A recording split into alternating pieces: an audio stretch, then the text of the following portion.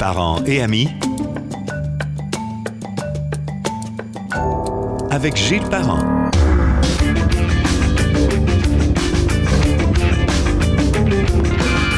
Bienvenue sur Parents et amis que l'on peut écouter sur gilesparent.com, sur Spotify, sur Google Podcast, Balado de Apple et le canal YouTube. Aussi, n'oubliez pas de télécharger l'application Parents et amis que l'on retrouve sur le Apple Store. Le monde de l'automobile, c'est un euphémisme, est en mutation, est en changement depuis plusieurs années maintenant. On en parle beaucoup, mais ça n'arrête pas de bouger aussi. Ça nous étonne, compte tenu des habitudes que les plus âgés comme moi et mes amis on a eu dans le temps, ça change pas mal. Avec l'expert journaliste automobile Éric Lefrançois, collaborateur à la presse et à l'annuel de l'automobile, on va s'arrêter sur les nombreux défis actuels liés au monde de l'auto. Bonjour Éric, bonne année. Bonne année Gilles, bonjour. Écoute, je vais dire, comment ça va? Comment ça se passe? Commençons l'année comme ça, comment ça va? C'est la frénésie à l'heure actuelle. Si on regarde dans le domaine de l'automobile, les pénuries, il y a eu la COVID dans un premier temps. Ensuite de ça, il y a eu les fermetures d'usines dans un deuxième temps. Après ça, il y a eu la pénurie des semi-conducteurs, l'inflation des voitures d'occasion. Ça n'arrête pas. Oui, effectivement, ça bouge énormément. On va commencer avec quelque chose qui est d'actualité parce que, c'était disparu depuis 2 ans. Le Salon de l'Auto de Montréal, c'est 78e édition quand même. Il va se mettre en branle, puis là, évidemment, il y a des questions dans l'air. Est-ce qu'on peut dire que ça va être une édition normale ou... Et qu'est-ce que le normal en 2023? C'est exactement. Disons qu'on va voir un salon de l'automobile amaigri. OK. Considérablement amaigri. Pour les gens qui ont eu l'occasion de le visiter par les années passées au Palais des Congrès, là, on s'entend, vous aviez différents paliers. Vous deviez vous rendre au 7e ciel, comme on disait à l'époque. Et ensuite de ça, vous redescendiez. C'était un labyrinthe. Cette année, il n'y a pas de labyrinthe. Il y a strictement une aire une superficie seulement d'exposition. Et là, à ce moment-là, ça sera plus facile pour les gens d'aller comparer. Mais comparer quoi? C'est ça qui est la question. Il y a énormément d'absents cette année. Est-ce que ça s'explique? Est-ce que c'est des absences qui sont uniquement liées à Montréal? Ou... Non. Mais si on regarde depuis quelques années déjà, il y a certains constructeurs automobiles qui ont fait l'impasse sur certains salons dits internationaux. Là. Lorsque je parle d'internationaux, on parle de Francfort, on parle de Paris, on parle de Tokyo. Pékin. New York, peut-être? Francfort. New York, oui, à un certain niveau. Okay. Il y a Los Angeles et rappelez-vous, Détroit. Détroit, autrefois, c'était la foire. C'est le berceau de l'automobile américaine. Et aujourd'hui, c'est l'ombre de lui-même, ce salon-là. L'an dernier, il y a eu lieu, et il y a eu lieu à l'extérieur. Et c'était vraiment pratiquement une fête champêtre. On était loin, on était très loin des paillettes et puis des feux d'artifice et des voitures qui débarquent sur une scène en faisant des bangs, comme disent les amateurs. Okay. On était très loin de ça. Et à Montréal, mais malheureusement, ça n'a jamais été le cas non plus d'avoir les paillettes et tout. Il y aura quand même des avant-premières canadiennes, mais il y aura quand même beaucoup d'absents. Donc, si par exemple, vous allez là-bas pour voir les produits Volkswagen, Honda, et là, je nommerai pas tout le monde parce qu'il y en a plusieurs, vous risquez d'être déçus parce que vous ne les trouverez pas. Donc, c'est strictement un certain groupe de constructeurs automobiles qui se présentent. Éric, est-ce que ça se peut qu'au fil des années, on en ait trop multiplié, qu'il y en avait trop, dans le fond, dans une industrie qui essaie de rationaliser parce qu'il y a énormément d'argent à mettre en développement? En fait, le coût des salons d'auto est énorme, d'une part. Et d'autre part, il y a la question de la communication. Faut pas oublier que lorsque vous êtes du côté des journalistes automobiles, les salons automobiles, c'était toujours intéressant parce que vous aviez des dévoilements. Et au fil des années, on remarque que les dévoilements, disons, qui sont... Comment je pourrais dire? Et on en parle une fois.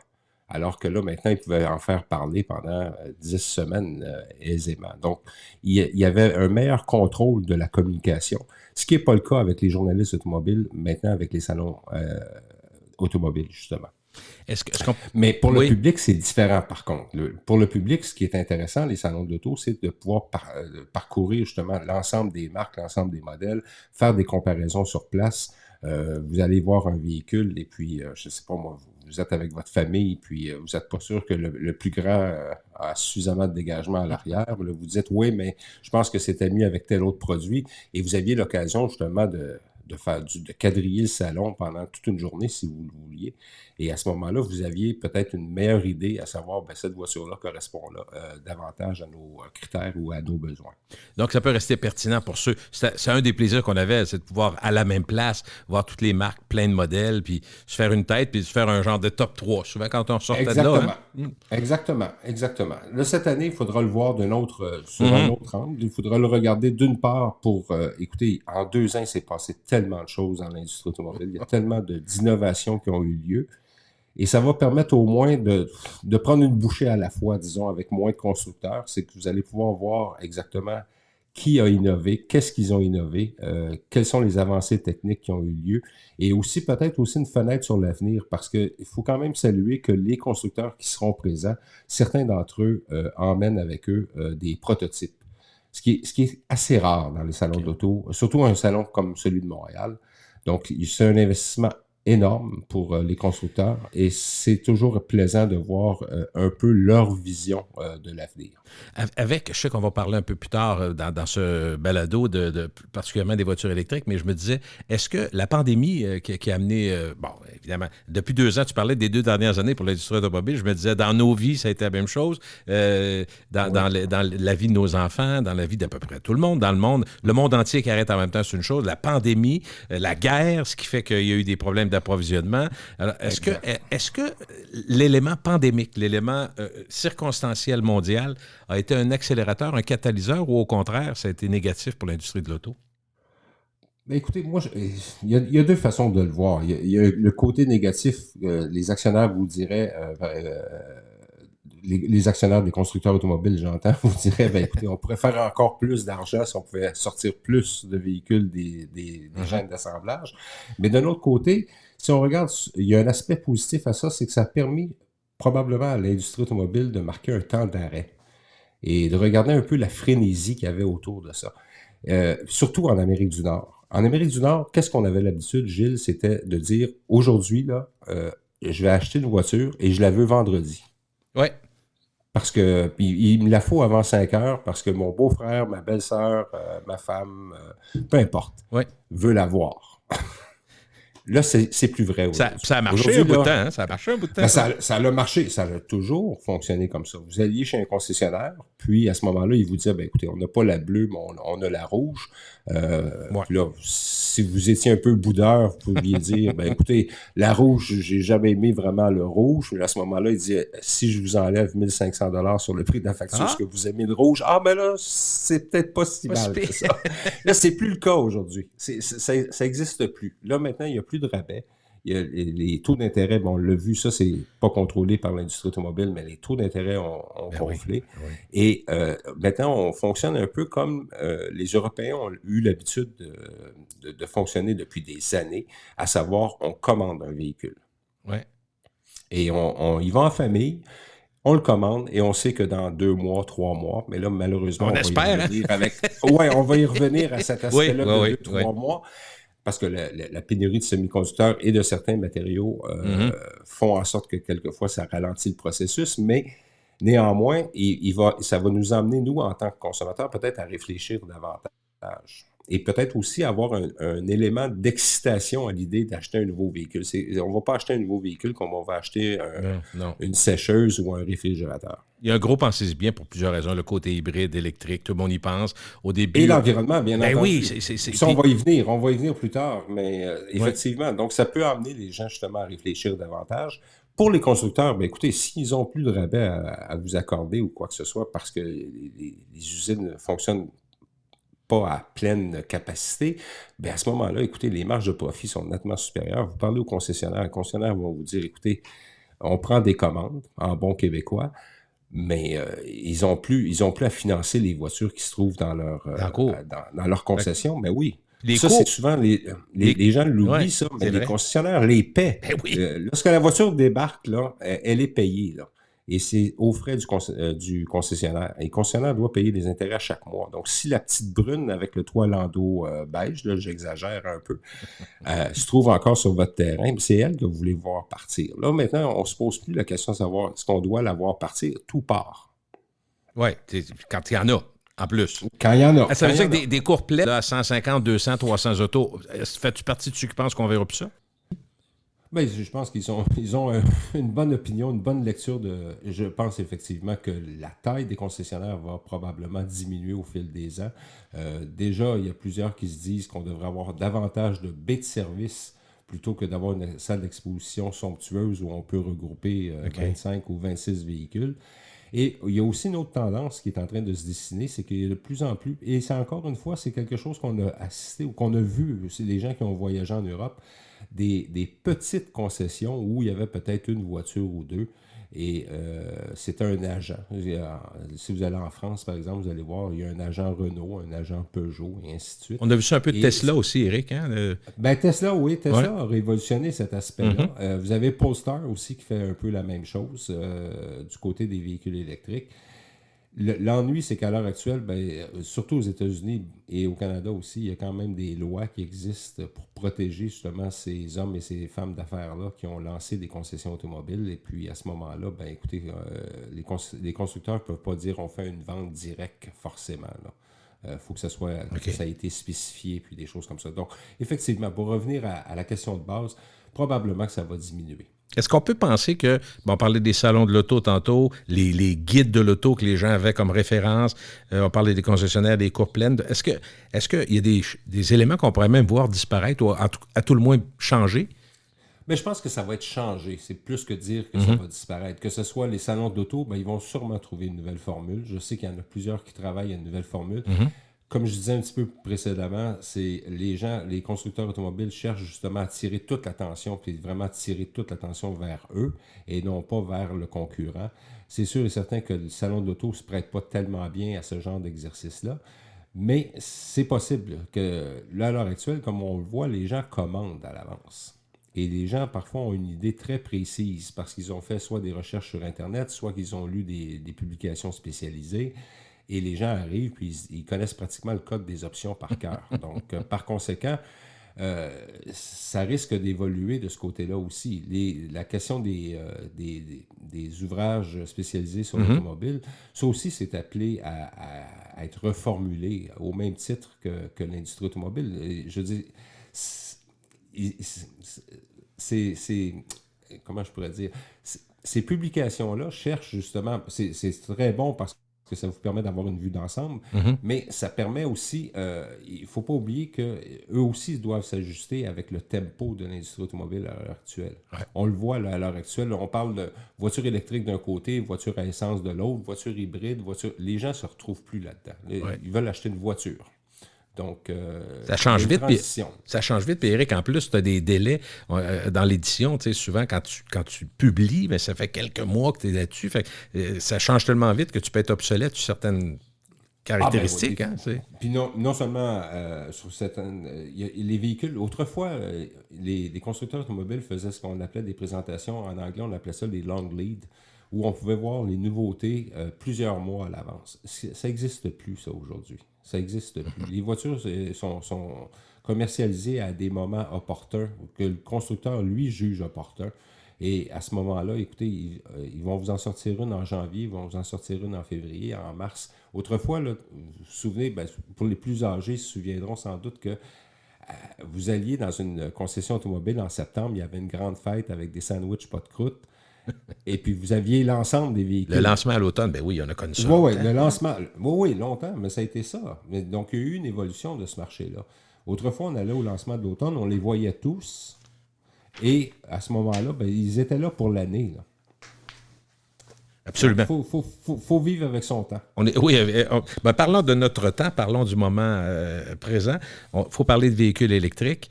Au moment où on enregistre, on apprend que la grande patronne de Hydro-Québec est partie. Je dis, c'est fini l'électrique. À la blague, évidemment, parce que ça n'a pas de lien directement avec l'auto. Par la bande, oui.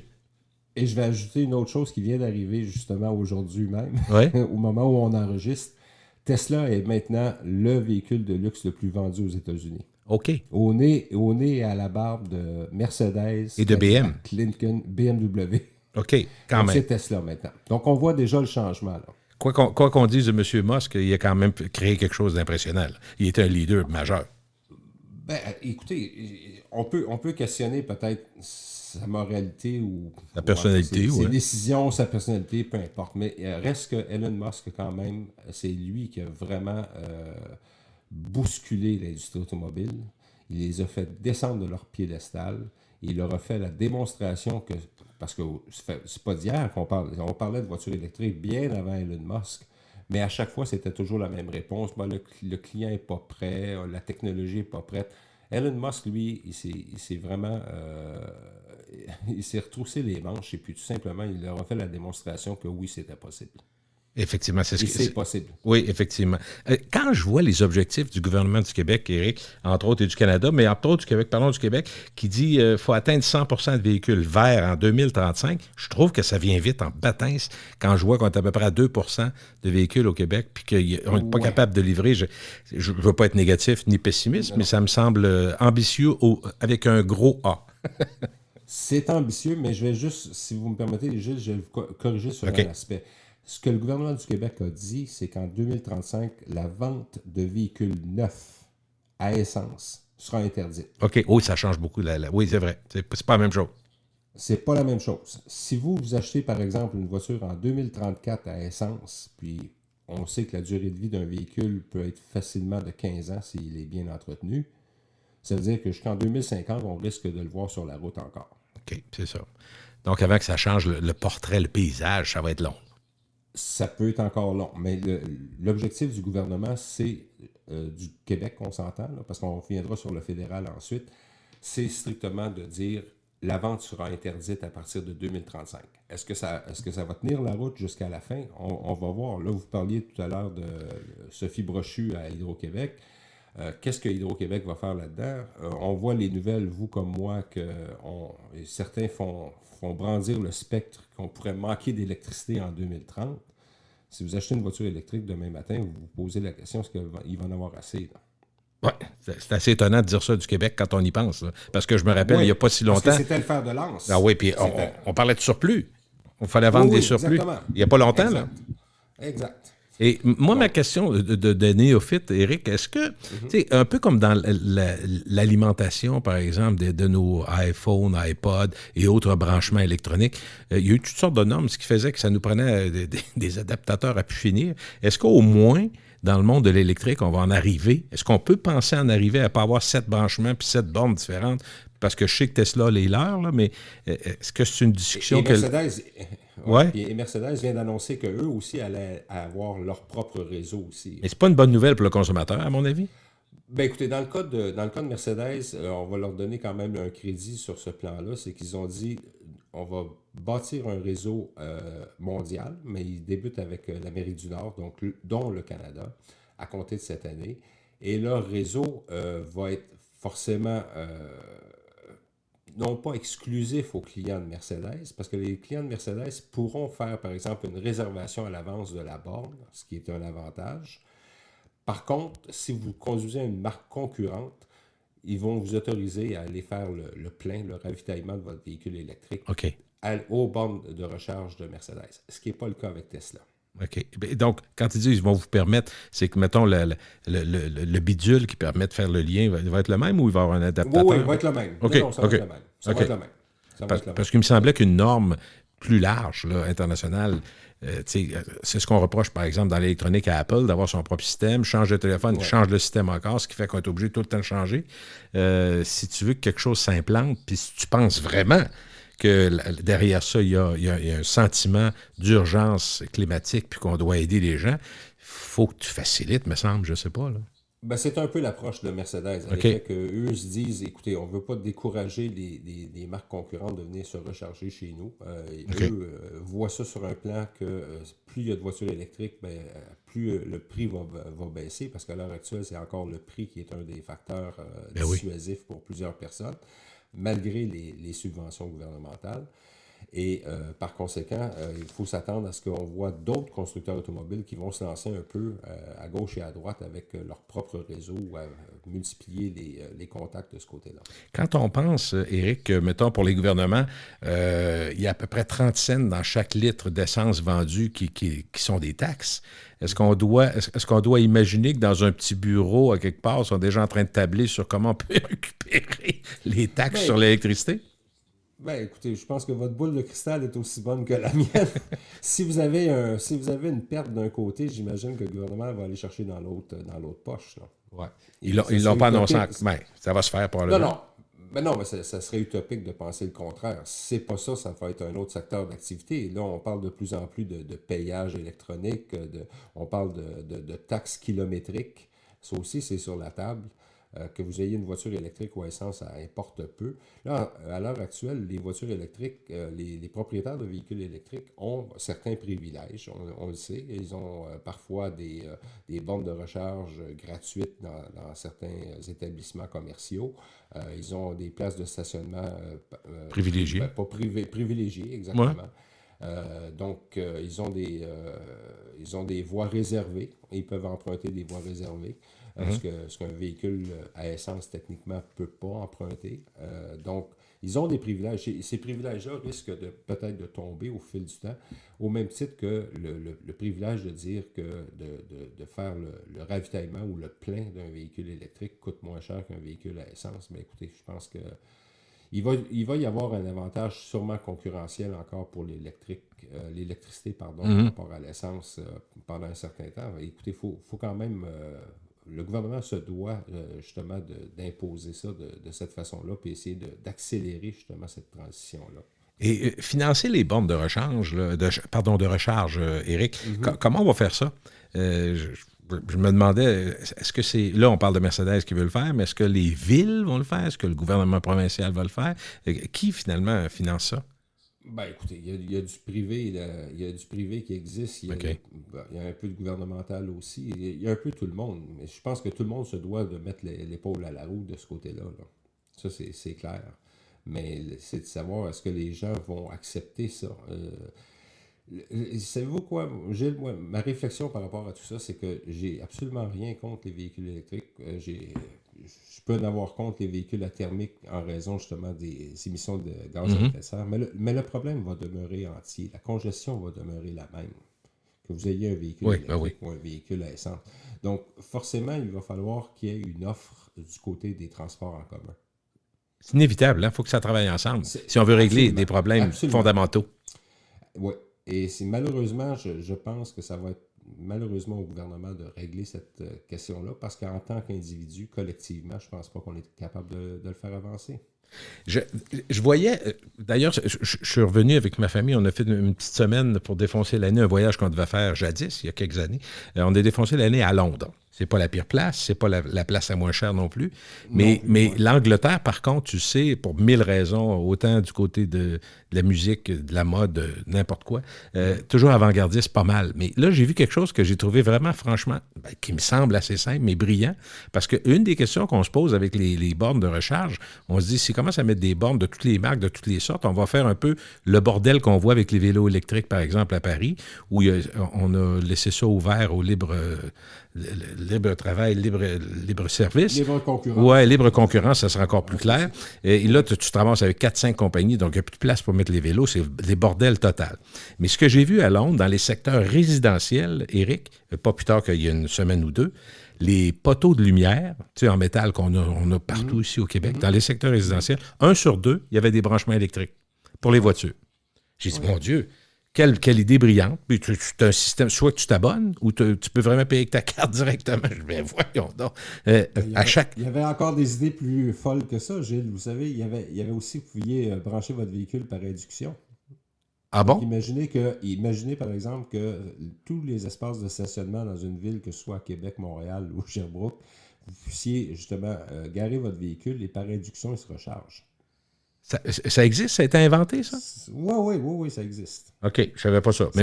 Ça existe. Ce que j'ai vu à Londres, j'ai trouvé ça brillant. J'ai dit, bon, au lieu de multiplier les bornes, puis visuellement, c'est pas si beau que ça. Là tu utilises une structure, un mobilier urbain. J'ai trouvé ça bon. Et, Oui, c'est excellent, ça. C'est excellent parce que l'induction, honnêtement, c'est franchement agréable, mais d'un autre côté, c'est le coût qui est lié ouais, à puis ça. l'hiver, la glace, Et nous autres, on n'est pas sûr que ça serait idéal, là. puis à Montréal, ben moi, je vous parle de Montréal. Ben, J'ose même pas y penser. l'autre question qui est plus générale, mais j'y viens pareil parce que ça elle me vient en tête. Est-ce que, dans le fond, est-ce qu'on est prêt ou est-ce qu'on était prêt à ces changements si rapides? Non, je pense que oui. OK. Oui, OK. Je pense que oui. C'est toujours un coup à donner, en quelque sorte. Lorsqu'on a vu Internet débarquer, on s'est probablement posé la même question Ouais. aussi. Lorsqu'on a vu d'autres éléments arriver, ça a été la même chose. Est-ce qu'on est prêt? La chose à laquelle on n'est pas prêt, par contre, c'est de réévaluer nos besoins de transport individuels. Ouais. Ça, visiblement, on n'est pas prêt. On a encore des gens qui vont utiliser leur véhicule, que ce soit électrique ou à essence, là, écoutez, pour aller chercher une pinte de lait au dépanneur. C'est sûr. Et par contre, moi, je dirais, si je vais avoir un petit peu d'espoir, dans les discussions que j'ai avec des gens de mon âge et plus jeunes, tout ça, il y a des réflexions que je n'entendais pas avant. C'est-à-dire, peut-être catalysé par le coût de l'essence qui est devenu à 2,23. Il y en a qui ont dit, bon, le prochain, ça sera électrique peut-être. Mais d'autres ont dit aussi, 2 voitures, est-ce que c'est complètement nécessaire? Est-ce qu'on est capable de vivre avec une seule voiture, sauver 10 000 par année, aider à l'environnement, montrer à nos jeunes qu'on peut faire un effort? Tu sais, c'est une discussion que moi, je n'entendais pas. Peut-être un peu forcée par l'actualité, et les coûts. Mais je me dis peut-être que c'est peut-être pas facile pour tout le monde, là. Ben, ça revient un peu à ce que je dis. Oui, C'est oui. que les gens se doivent de justement réaliser, comme par exemple, si vous allez dans la ville de Montréal, de prendre le transport en commun, le métro est très bien développé. Bon, certaines personnes vont dire, ben, c'est peut-être pas forcément sécuritaire, c'est quelquefois en retard, c'est quelquefois en panne, mais bon, je suis d'accord avec vous. Une voiture aussi peut aussi ne pas être sécuritaire et parfois en panne et parfois peut-être pas à l'heure. Ben oui, c'est absolument vrai. Donc, à ce moment-là, c'est de réévaluer nos besoins individuels. Et au même titre que, ça va être une drôle d'allusion que je vais faire là, mais si vous regardez les gens qui ont des véhicules électriques depuis longtemps, eux, ils ont appris, par exemple, que s'ils veulent se rendre à Sherbrooke, ben, il y a des bornes de recharge à tel endroit, tel endroit, tel endroit, puis ma voiture peut faire tant de... Ils vont faire un petit calcul rapide, puis ils vont se dire, ben, on va planifier le voyage. Et les gens se devraient aussi de planifier leur sortie. Dis-moi, Eric, on a parlé un petit peu de ça tantôt, mais dans une situation où, entre autres, la flambée des coûts de l'essence a généré beaucoup d'intérêt pour les voitures électriques ou les voitures hybrides, ou même une voiture de moins. Mais ce qu'on s'est rendu compte, c'est que l'offre n'a pas suivi nécessairement pour 1000 et 10 000 raisons qu'on a évoquées tantôt. Est-ce qu'il y a des consommateurs qui pourraient laisser tomber l'idée ou si c'est assez incrusté l'idée d'électrique pour qu'on y arrive tous sans être nécessairement des gens qui roulent en ville? Tu sais, on disait c'est très bon pour la ville, mais si vous roulez beaucoup, c'est mauvais électrique. C'était ça au début, là. Là, effectivement, avec l'autonomie a grandi, donc je pense que ça devient moins vrai. Et aussi les développements technologiques aussi, là. Parce qu'à l'heure actuelle, l'ennui, c'est que pour moi, la ligne bleue a été franchie. Le 300 km d'autonomie, si vous avez ça par jour, puis vous avez une borne de recharge dans votre entrée de garage, écoutez, le saut vers l'électrique est tout à fait plausible, est tout à fait raisonnable, tout à fait viable. Mais par contre, si vous habitez dans un logement au 3e étage sur la rue Saint-Denis, ben ça risque d'être un petit peu plus du sport. Et là, c'est là que votre idée des bornes à chaque poteau va faire en sorte que ça pourrait faire des petits. Là. C'est probable. Mais il faut qu'il y ait une volonté aussi. Oui, il faut qu'il y ait une volonté. Puis ça va se faire au fil du remplacement des poteaux, fait que ça peut prendre 30 ans aussi. On est d'accord que c'est... Exactement. Mais comme on s'est dit tout à l'heure, les voitures à essence ne disparaîtront pas là, à 2035 par enchantement. Non, absolument pas. Est-ce qu'on peut penser, avec l'offre et la demande qui agit puis qui fait son travail, que d'ici quelques années, les véhicules électriques pourraient être moins chers que les véhicules à essence? Ben écoutez, ça c'était le vœu pieux. Même Elon Musk lui-même avait prédit que dès 2024, donc dès l'an prochain, il y aurait une parité entre le véhicule électrique et le véhicule à essence. Et là, de toute évidence, malheureusement, ce pronostic-là, il ne sera pas respecté, en ce sens que le coût des matières premières, d'une part, a explosé avec l'inflation et tout. Et on n'arrivera pas. Et les dernières analyses que j'ai vues, là, c'est qu'on parlait plus de 2029-2030 pour une possible parité. Mais l'ennui, c'est que la voiture électrique, je ne pense pas qu'elle va devenir moins chère, mais il risque que la voiture à essence, elle, devienne plus chère. Parce que de plus en plus, ils doivent encore répondre à des normes de plus en plus serrées. Il ne faut pas penser là, qu'on s'est dit, bon, là, on a fait les normes pour les voitures à essence, puis on va attendre qu'elles meurent de leur belle mort en 2035. Là, il y a encore des travaux qui se font à l'effet de resserrer les émissions de gaz à effet de serre. Donc ça implique que les constructeurs automobiles qui commercialisent toujours des véhicules à moteur thermique, donc des moteurs à essence ou même voire diesel, bien, eux doivent se soumettre à ces nouvelles règles-là. Et ça demande des recherches additionnelles et ça demande des coûts additionnels. Donc là, en ce moment, on est en train d'essayer d'emmener ces voitures-là jusqu'en 2035, mais il y en a certaines que probablement, ils ne se rendront pas jusqu'au coût près là, de 2035. Les grands de l'industrie, est-ce qu'ils ont tous le même modèle pour arriver à l'électrique, ceux qui faisaient des voitures à essence? C'est-à-dire, est-ce qu'on transforme des usines en électrique ou certains ont même fait des usines uniquement dédiées à l'électrique? Non, à l'heure actuelle, il y en a certaines qui se transforment. OK. J'ai été en visiter une là, il y a quelques semaines à Munich chez BMW, où ce qui est assez prodigieux, c'est que sur la chaîne d'assemblage, vous avez des voitures électriques, des voitures hybrides, des hybrides rechargeables et des voitures à essence. Ah oui? Sur la même chaîne. Oui, absolument. Oh. Donc, ils sont en mesure de faire ce genre de changement-là, de s'adapter à cette Mais es-tu réalité. curieux, en même temps ou par séquence, Éric? Est-ce qu'on va dire Non, aujourd'hui on fait des hybrides, mettons, demain on non, fera... pas Non? du tout. Tout en Non, même temps? non, tout en même temps. Wow! Ce qu'ils peuvent changer, par contre, c'est qu'ils peuvent arriver et dire, ben, par exemple, il y a une très forte demande, par exemple, pour tel modèle électrique. Ben, à ce moment-là, peut-être qu'une journée ou une demi-journée, ils vont consacrer strictement à faire l'assemblage de celle-là. Mais encore là, c'est une question de savoir est-ce que vous avez tous les composants nécessaires pour l'assembler. OK, Parce oui. que Ouais. dans le cadre de la même visite d'usine que j'ai faite, à cette usine-là à Munich, il y avait plusieurs voitures qui avaient été garées. Il y a un endroit spécifique pour ça. Les voitures sont garées là et on les regarde. C'est des voitures neuves, c'est des voitures qui ont l'air parfaitement... mais aucune fonctionne parce qu'il manque des composantes. OK. Ils n'ont pas les semi-conducteurs pour prévoir l'allumage. Ils n'ont pas le semi-conducteur pour les freins. Ils n'ont pas les Bref. Il manque des bouts. Il manque des bouts, donc on Il attend. manque des bouts. C'est ça, on attend. On l'attend. Mais ils ont la capacité d'être assez modulaires pour faire plusieurs types de véhicules. Est-ce que pour un véhicule électrique aujourd'hui, en 2023, le défi principal, c'est encore d'augmenter l'autonomie pour que les clients, la variété de clients soit la plus grande possible, ou c'est encore le prix le plus important pour amener les gens vers l'électrique? Ben le prix, je ne suis pas convaincu que le prix, c'est vraiment... Ben, c'est sûr que le prix, ils sont obligés de regarder, puis ils sont obligés de regarder aussi qu'est-ce que les gouvernements offrent aussi en échange et c'est quoi les règles aussi qui sont offertes par le gouvernement. Il ne faut pas oublier ça non plus. Comme au Canada, jusqu'à tout récemment.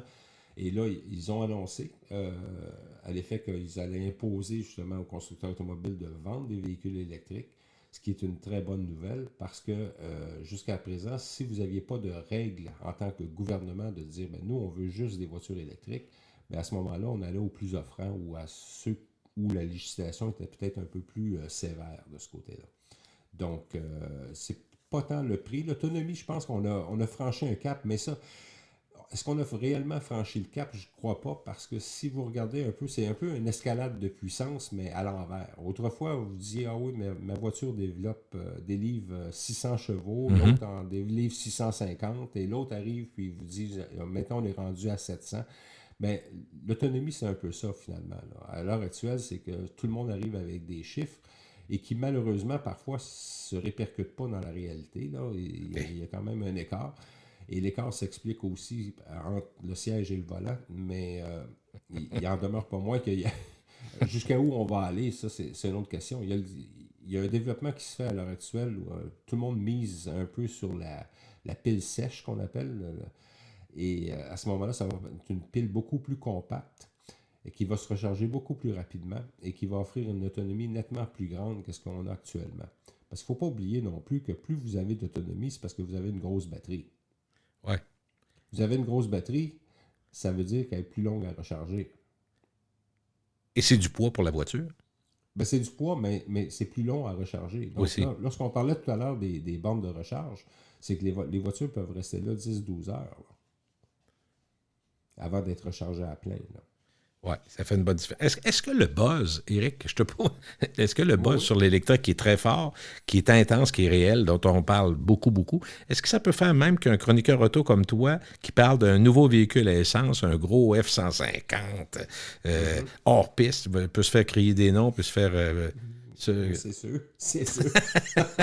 Non, mais je me disais, c'est pas au point d'être dangereux fou, mais les gens sont tellement, dans ces médias sociaux, sont tellement libres de dire bien des choses qu'on ne veut pas nécessairement entendre. Je me dis, il y a dû avoir un retournement là aussi, j'imagine, hein? Ben, il y a un retournement. Ça dépend toujours de la clientèle que vous avez. Si on regarde, par exemple, les lecteurs de la presse sont peut-être un peu plus sensibles à l'environnement que peut-être quelqu'un qui lit un autre quotidien ou une autre publication, d'une part. D'autre part, il y a aussi le fait que il ne faut pas oublier que lorsque vous parlez du F-150, par exemple, c'est un bon exemple, c'est la camionnette la plus vendue au Canada. Qu'on le veuille, qu'on ne le veuille pas, là, c'est un fait. Là, maintenant, il y a une version électrique, effectivement, qui est sur le marché, qui est superbe. Honnêtement, je l'ai conduit, elle est superbe. Mais elle est superbe jusqu'à un certain point. Si, par exemple, vous utilisez votre camionnette pour tracter des lourdes charges, ben, vous n'allez pas aller très loin. OK. Ça, c'est l'ennui. Et à un certain moment donné, le sujet de thermique électrique, ben, il y a beaucoup de haine, on le voit. C'est un sujet qui est très polarisant aussi. Mais il faut quand même prendre en compte que si quelqu'un achète une camionnette et l'utilise pour ce que ça doit être utilisé pour, ben là, à ce moment-là, on ne peut pas lui tirer des balles non plus parce qu'il utilise un véhicule qui amène à tracter des lourdes charges. À l'heure actuelle, l'électrique peut tracter des lourdes charges, mais sur une distance très courte. OK.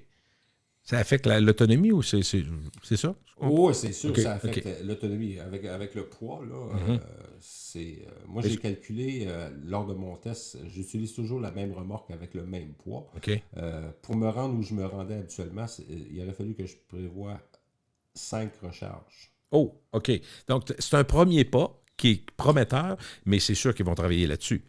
Parce que leur clientèle, c'est beaucoup des gens qui sont dans la construction, qui sont des... Mais attention, oui, ben c'est là qu'est le point, Gilles. C'est peut-être pas vrai? Quand je parlais un peu plus tôt des gens qui ne réévaluent pas leur transport, les camionnettes sont extrêmement populaires. Mais elles sont extrêmement populaires, pourquoi? Parce que les gens apportent des balles de foin ou des coffres à outils, des choses comme ça. C'est pas tout le monde, ça. C'est une minorité, contrairement à ce qu'on C'est un peu pense. Comme les gros 4x4, dans le fond, tu vas me dire. C'est pas tout le monde qui va dans le bois à chasse, là. Ben exactement, c'est la même chose. On vous vend le rêve de pouvoir tracter 10 000, 12 000 livres, mais si vous tractez jamais, ça vous sert à quoi d'avoir ça? Non. Absolument à rien. Absolument à rien. Donc, pour ces gens-là qui veulent avoir un gros camion avec une garde au sol super élevée, ben à ce moment-là, la version électrique est tout à fait indiquée pour eux, puis tant mieux, ça va éliminer encore une fois des gaz à effet de serre. Dans le fond, ce qu'on dit, Éric, il y a beaucoup... Si on est conséquent avec ce qu'on disait sur les 4x4, les gros Cherokee, puis ce que tu veux, les autres camions, et comme la majorité des gens ne l'utilisent pas en condition de dans le bois, puis à la chasse, à la pêche, puis traverser des rivières, on comprend d'une part, ou encore travailler sur la construction, ça veut dire que le véhicule électrique va avoir quand même beaucoup d'intérêt pour pas mal de monde. Ben oui, c'est ça qui est la bonne nouvelle, dans le fond.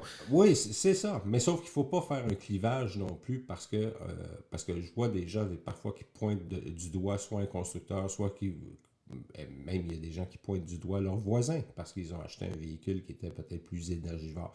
Ils ont peut-être raison de le pointer du doigt, mais si cette personne-là utilise son véhicule pour le travail puis qu'il a fait un choix éclairé, puis que c'est ce véhicule-là qui convient le mieux à ses besoins et à ses critères, bien à ce moment-là, on ne devrait peut-être pas forcément non plus lui lancer des roches. Là. En terminant, Éric, je te dirais que j'ai eu une drôle de discussion avec mon frère dans le temps des fêtes. Il s'est acheté une Tesla. Il n'est pas le seul, oui. de toute évidence. Non. Il s'en est vendu beaucoup. Il me dit qu'il aime beaucoup la rouler, tout ça, mais que lui, personnellement, il m'a étonné quand il m'a dit ça. Il dit, ma prochaine voiture ne sera pas électrique. Je lui dis, ben voyons donc, qu'est-ce qui se passe? T'aimes pas ça? Il dit, non, j'aime ça. Mais il dit, je suis déçu. Il parle de cette voiture-là. Bon. Oui. Il dit, je suis déçu parce que moi, j'ai roulé beaucoup, donc à Montréal, se promène un peu partout, puis je me fie sur... Il y a comme un tableau de bord, là, avec même des endroits où tu peux charger, la force des charges. Il dit, c'est pas ça le problème. Le problème, c'est ce qu'on me dit, puis ce que je vis en réalité. Puis là, il me parlait de l'été et l'automne, il ne parlait pas de l'hiver, là, à moins 15. Il dit, me dit, mettons, je dois me rendre à Montréal, puis je me rends compte à Drummondville, ça m'indique qu'il faudrait peut-être que j'arrête. Fait qu'il dit, c'est un stress que je suis pas prêt à assumer. Puis je suis surpris. Il est surpris de l'écart. Un écart assez grand pour que ça soit stressant. Puis il dit, ça, j'aime pas ça du tout. Fait qu'il dit, je vais probablement aller vers un hybride. Bon, c'est son idée. Je dis pas qu'ils sont moult comme ça, mais lui, il dit que l'imprécision des données le dérange. Ben ça, je peux le comprendre très bien, parce qu'en hiver, on a vu, il y a des gens parfois qui m'ont écrit, parce qu'on a fait un article là-dessus il y a quelques mois, puis il y en a qui perdaient jusqu'à 50% d'autonomie. Donc, s'ils avaient une autonomie de 300 km, là, soudainement, ils se retrouvaient à 150. Ça change un peu, hein? L'anxiété grandit. Sauf que si on regarde dans les faits, généralement, là on parle d'une moyenne. Les gens circulent, écoutez, de mémoire, là, c'est à peu près 60 ou 72 km par jour. OK. Vous n'avez amplement. Ah oui, pour la plupart des gens, je suis d'accord. Mais ça revient à votre question précédente, à l'effet que est-ce qu'on doit aller encore plus loin dans l'autonomie? Oui, dans les cas des pays nordiques comme nous, oui, mais de l'autre côté, plus on va aller avec plus d'autonomie, est-ce qu'on a vraiment besoin de traîner tout ce surpoids-là, puis d'entraîner une consommation encore davantage? Oui. Puis, dans le cas de votre frère, c'est peut-être pas la formule idéale. C'est sûr et certain que si demain matin, ils offrent un véhicule avec 1000 km d'autonomie, puis que vous en perdez, disons, j'exagère en disant ça, mais vous en perdez 500 durant l'hiver, bien 500, vous êtes très à l'aise. Oui, je comprends, c'est autre chose. Il serait très à l'aise, oui, exactement. Juste une question de curiosité, parce que vous avez, Éric, tantôt parlé de la pile sèche. Est-ce que c'est quelque chose qui est complètement différent du lithium, ou est-ce que oui. OK, ça n'a rien à voir. C'est vraiment, il faut avoir un cours de chimie 101. OK, ça sera pour une prochaine chronique. oui, mais ça n'arrivera pas. Écoutez, il y a des constructeurs qui parlent d'une possibilité de commercialisation à partir de 2028-2029. Donc, ça va être une pile qui va être plus compacte, qui va être beaucoup plus efficace et qui va offrir une densité d'énergie nettement plus grande qu'on connaît. On peut espérer être un peu là-dedans? Est-ce qu'il y aurait des gens d'Hydro-Québec qui soient dans le dossier? Ah, j'imagine que oui. Probablement. Oui. Fort probable. Parce qu'elle Déjà, on a nos matières premières qui vont servir. Oui. Donc, j'imagine que Hydro-Québec doit servir quelque part. Je ne sais pas si c'est vous qui m'aviez dit, Éric, qu'il y avait des ententes même de collaboration avec BMW en Europe et Hydro-Québec sur certaines productions. En tout cas, Oui, mais je pense que... oui, mais généralement, Hydro-Québec est quand même relativement discret lorsqu'il vient le temps des projets de recherche et puis parce que forcément, ils travaillent avec tout le monde. Ils sont ouverts à toutes les idées. Donc, par conséquent, on va l'apprendre la journée où un va commercialiser puis il va l'annoncer. Ça sera plus discret que quand la présidente quitte, par exemple. Oui, exact. Merci beaucoup, Éric. Bienvenue. Une belle année 2023. Éric Lefrançois, au revoir, qui est collaborateur à La Presse.